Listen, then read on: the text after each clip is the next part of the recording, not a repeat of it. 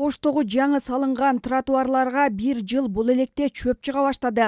Бул билдирүүнү депутат Болот Баятов шаардык кеңештин сессиясында мэр 2022 жылдын отчетун берип жаткандагы талкууда билдирди. Чөп өскөн тротуарлар мурунку мэр Алмаз Мамбетовдун учурунда салынган эле. Эл өкүлү сапатсыз курулган тротуарлар текшерилип чыгышын талап кылып, мындан улам атайын комиссия түзүлдү.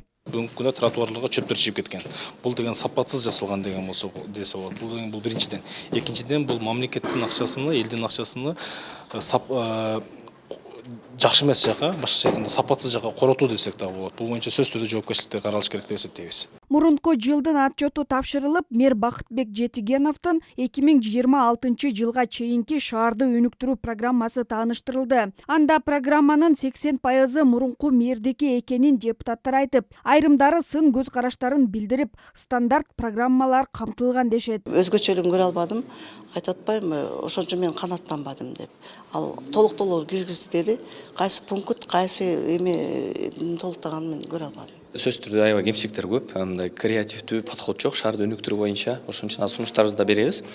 Баягы стандарттуу программалар камтылган, бирок ошол эле учурда жакшы мындай результат бере турган дагы идеялар бар экен. Улуу жибек жолун жандандыралы аталышындагы мэрдин программасында чакан жана орто ишкердикти өнүктүрүү, инвестицияларды тартуу, туризм тармагын өнүктүрүү жана башка маселелер камтылган.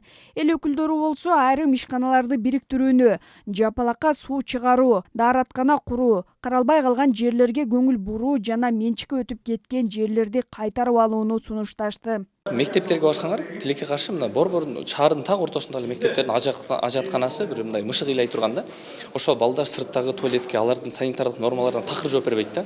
Ошолорду жакшыртып, балдарга, жаш балдарга ысык суу, сабуну менен сонун бир шарт түзүп берсе, автобус бул экинчи планда боло турган нерсе да. Мэрдин өзүнүн программасы бар экен, ошол аймактык реформа боюнча ошол жерге кошуп, именно Алмалык айылында чечели деп атабыз. Алмалык айылы Нокат районунан Ош шаарына өткөрүлүп берсин деп. Азыр мэрге дагы ошол боюнча сунушту бердим. Шаардык кеңештин төрагасы мэрлердин программалары окшош болгону жакшы дейт. Анткени мурунку мэр кызматтан эрте кетип, жакшы пландар аткарылбай калганын жүйө келтирүүдө. Мэрге болсо жолду оңдоо сунушун берерин айтты.